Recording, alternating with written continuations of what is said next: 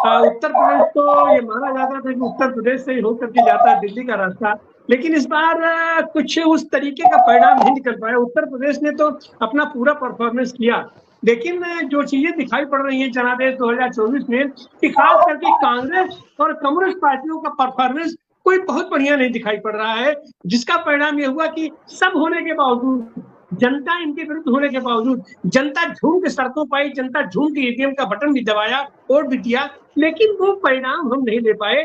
तो एक बात तो हुआ कि जनता ने स्पष्ट कर दिया कि भारतीय जनता पार्टी की सरकार नहीं बनेगी। और ये जो मोदी जी हैं, मोदी की गारंटी, मोदी मैं पूरा बना दिया था, व्यक्ति केंद्रित राजनीति, अब व्यक्ति केंद्रित राजनीति की भी ये काफी समय समाप्त हो गया। मोदी जी भी प्रधानमंत्री नहीं बनने जा रहे हैं, लेकिन आज की तारीख में भी इंडिया गठबंधन जिस तरीके से बनाया गया था और जिस तरीके से उसका हवा निकाला गया अपने विधानसभा चुनाव की अपना समय में, वो कहीं ना कहीं से उसका असर इस समय ये पड़ा है। परिणाम ये हुआ है कि हमको इस समय केवल अगर दो पार्टियां केवल ये चंद्रबाबू नायडू और नीतीश जी को अगर हम अपने साथ ले लें तो आज की तारीख में भी इंडिया गठबंधन की सरकार बन सकती है, लेकिन ऐसा नहीं हो पा रहा है और ऐसी होने की कोई गुंजाइश भी नहीं दिखाई पड़ रही है। कारण शायद यही है कि वह जो अविश्वास इसके पहले का पैदा हुआ था, इंडिया गठबंधन को लीड करने वाली पार्टी तो कांग्रेस है। कांग्रेस को सबको बांध के चलने की प्रक्रिया, चलने की शुरुआत करनी चाहिए थी, विश्वास में सबको लेने की शुरुआत करनी चाहिए थी, वो ऐसा नहीं हो पाया। अब हम चलेंगे ये अपने बाराबंकी से है, अपने लखनऊ के बगल में, और लोक संघर्ष पत्रिका के आप संपादक हैं, आपकी तीक्ष्ण नजर है, और आपके यहाँ से कांग्रेस एक लंबे अरसे के बाद वहां से जीत के आई है, वहां जीत गई है, तो इस सब पर आपकी टिप्पणी रणवीर सिंह समझ जी। अनम्यूट कीजिए, अनम्यूट कर लीजिए, अनम्यूट कर लीजिए, अनम्यूट कर लीजिए। उत्तर प्रदेश के चुनाव का अगर विश्लेषण किया जाए तो जो उनका सबसे बड़ा मुद्दा था राम, भगवान राम, उनको लाने की बात थी। उत्तर प्रदेश ने उस मुद्दे को पूरी तरीके से नकार दिया। इसमें चाहे कांग्रेस हो चाहे कम्युनिस्ट पार्टियां हो, उनका बड़ा योगदान रहा। और सबसे बड़ी चीज जानते क्या हुआ कि जो अयोध्या में राम मंदिर ट्रस्ट है उसके अध्यक्ष नृपेंद्र मिश्रा साहब हैं, उनके बेटे श्रावस्ती, बहराइच के बगल में डिस्ट्रिक्ट है श्रावस्ती, वहां से चुनाव लड़ रहे थे और बुरी तरीके से चुनाव हार गए हैं। ट्रस्ट का चेयरमैन का बेटा, ये भी बड़ी यूनिक परिघटना है। देखिए, अगर आपके चुनाव मशीनरी का योगी आदित्यनाथ ने दुरुपयोग न किया होता तो ये रिजल्ट आपके 60 तक जाता, और पूरी की पूरी चुनाव मशीनरी आपके एक तरीके से बीजेपी के लिए काम कर रही थी। नंबर एक। नंबर दो, आपके जैसा आपके ये अक्सर कहा जाता है कि कांग्रेस ने की वजह से, कांग्रेस की वजह से, ऐसा नहीं है। उत्तर प्रदेश में जो भी आपकी बढ़त मिली है गठबंधन को, उसमें राहुल गांधी का और विशेष योगदान है, इसको नकारा। और पूरे देश के अंदर जो हवा पानी आपके बनी है इंडिया गठबंधन की, उसको बनाने में सबसे महत्वपूर्ण भूमिका आपके इंडियन नेशनल कांग्रेस की रही है, कम्युनिस्ट पार्टियों की रही है। और कम्युनिस्ट पार्टियों के नेता अगर ठस बुद्धि के न होते तो कुछ रिजल्ट्स और भी बढ़ सकते थे।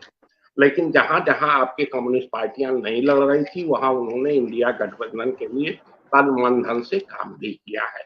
आने वाले दिनों में उत्तर प्रदेश में मैं कह रहा हूं कि सरकार बनेगी, इंडिया गठबंधन की बनेगी, क्योंकि आपके नीतीश कुमार साहब को भी प्रस्ताव जा चुका है, आपके चंद्रबाबू नायडू को भी प्रस्ताव जा चुका है, और ये सारे के सारे लोग मोदी के व्यक्तित्व से पीड़ित लोग हैं।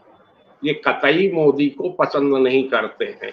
तो इस वजह से संभावना ये है कि एनडीए की तमाम छोटी छोटी पार्टियां टूटेंगी और जो इंडिया अलायंस के साथ जाएंगी, कांग्रेस को, समाजवादी पार्टी को या बड़े ममता बनर्जी को, बड़े धैर्य और पेशेंस के साथ सारे लोगों को, पूरियों को की माला को पिरोने की जरूरत है और इंडिया गठबंधन सरकार बनाएगी। धन्यवाद।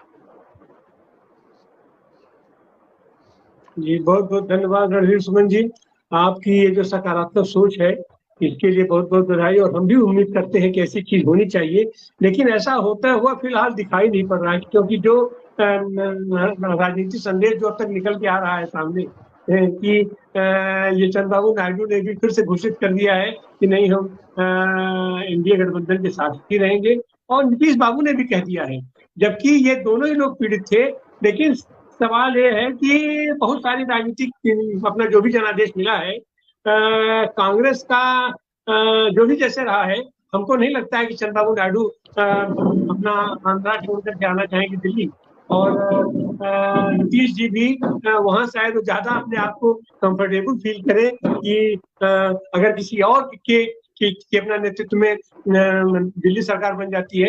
ये सब के सब लोग पीड़ित थे मोदी से, और मोदी को हटा दिया जाएगा। मोदी से तो आरएसएस भी पीड़ित था, मोदी को हटा दिया जाएगा। तो हमको ऐसा लग रहा है कि फिलहाल इंडिया गठबंधन को जिस तरीके की पहल की जानी चाहिए थी, कर सकते थे वो लोग, वो भी नहीं हुआ। हाँ, उत्तर प्रदेश ने और जनता ने खास करके बहुत ही भरपूर जोर लगाया है, अपनी शक्ति का प्रदर्शन किया है।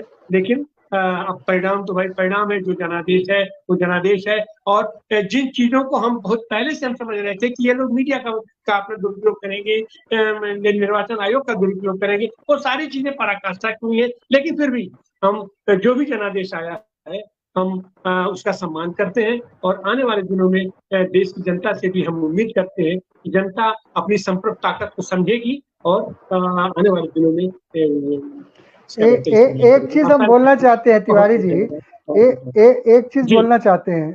ये जो एग्जिट पोल है, इसको एक नेशनल क्राइम के तौर पर लेना चाहिए, क्योंकि एग्जिट पोल ने लाखों लाखों करोड़ रुपया लोगों का डुबो दिया।